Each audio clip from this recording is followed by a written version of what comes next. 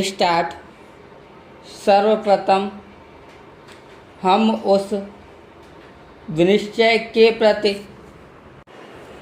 निर्देश करेंगे जिसमें विद्वान न्यायाधीशों के अनुसार यह प्रतिपादना की गई है कि दावेदार तोषण पर ब्याज का हकदार है।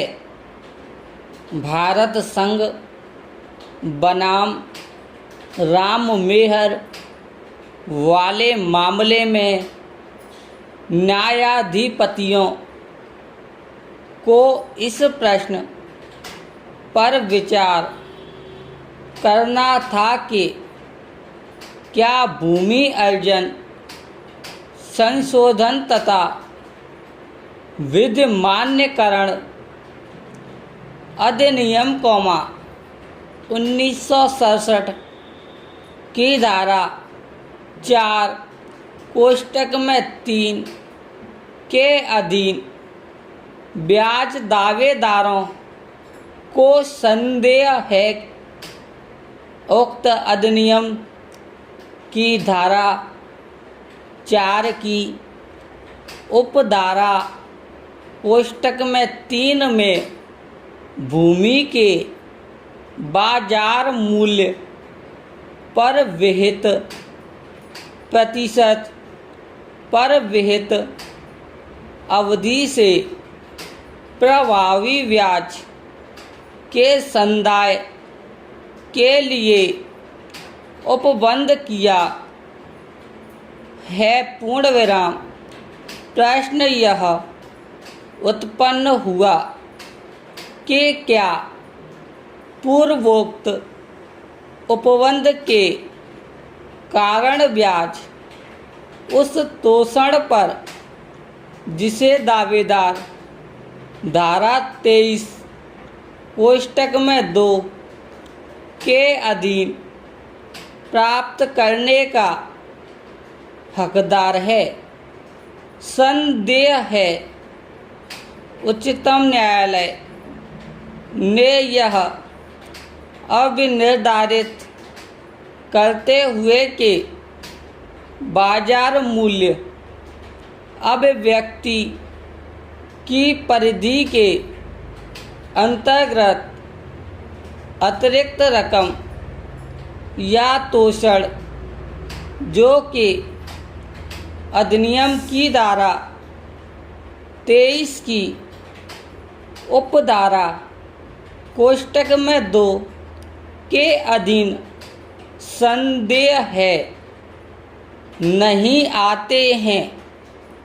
प्रश्न का उत्तर नकारात्मक दिया। उच्चतम न्यायालय ने यह मत अपनाया कि बाजार मूल्य अभिव्यक्ति प्रथमतः धारा 23 कोष्टक में 1 के खंड द्वारा यथा अनुध्यात खुले बाजार मूल्य तक ही सीमित रखी जानी चाहिए।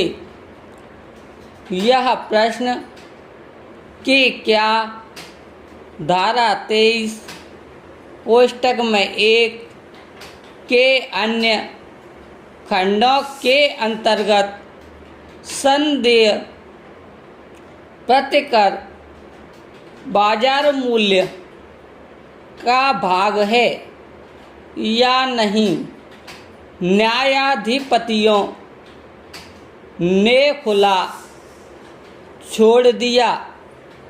निष्कर्ष निकालते हुए न्यायाधिपतियों ने यह स्पष्ट किया कि अधिनियम में ही मूल्य और प्रतिकर के मध्य सुस्पष्ट भेद है। प्रतिकर शब्द का प्रयोग व्यापक अर्थ में किया जाता है और बाजार मूल्य इसका संघटक भाग है।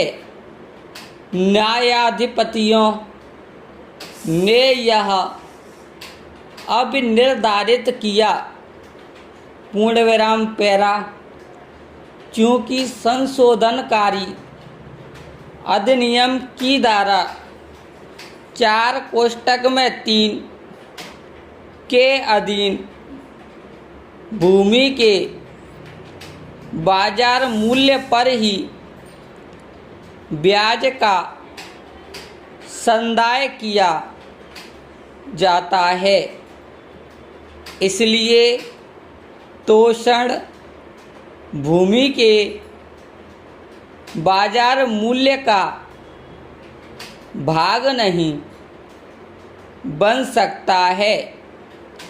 पूर्णविराम पैरा हमें ऐसा प्रतीत होता है कि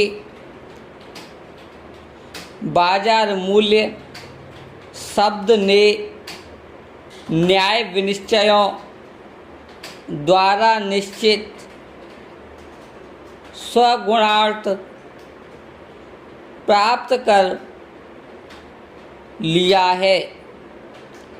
उस स्वामी जिसकी भूमि अनिवार्यतः अर्जित की गई की भूमि के मूल्य में ऐसे किसी प्रकार के जोड़ को जो ऐसे कारणों के परिणाम स्वरूप है जिनका खुले बाजार से कोई संबंध नहीं है, बाजार मूल्य का भाग नहीं माना जा सकता है।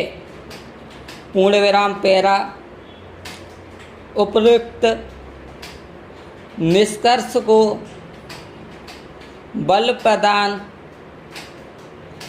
करने के लिए न्यायाधिपतियों ने अधिनियम की धारा 28 और 34 में दी गई भाषा के प्रति निर्देश किया और यह कहा पूर्णविराम पैरा यदि विधानमंडल का आशय बाजार मूल्य और प्रतिकर को एक ही अर्थ में प्रयोग करने का था तो यह बात समझ से परे है कि धारा 28 और 34 में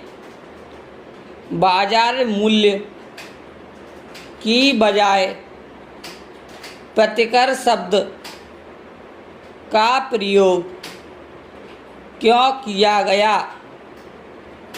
प्रतिकर शब्द की कुंजी धारा 23 कोष्टक में 1 में देखी जा सकती है और इसमें कोष्टक में का भूमि का बाजार मूल्य कोष्टक में ख इस बाजार मूल्य पर 15% की राशि जिसे अर्जन की अनिवार्य प्रकृति के लिए प्रतिफल बताया गया है सम्मिलित है। अतः बाजार मूल्य प्रतिकर की रकम के अवधारण में मात्र एक संघटक भाग है। यदि विधानमंडल ने 1967 के संशोधनकारी अधिनियम की धारा 4(3) में बाजार मूल्य शब्द का प्रयोग किया है, तो यह अब निर्धारित किया जा सकता है कि यह जानबूझकर किया गया है और इससे यह आशयित है कि ब्याज का संदाय भूमि के बाजार मूल्य पर होना चाहिए, न कि प्रतिकर की रकम पर। अन्यथा ऐसा कोई कारण नहीं है कि संसद को संशोधनकारी अधिनियम के पूर्वोक्त उपबंध में प्रतिकर शब्द का प्रयोग क्यों नहीं करना चाहिए।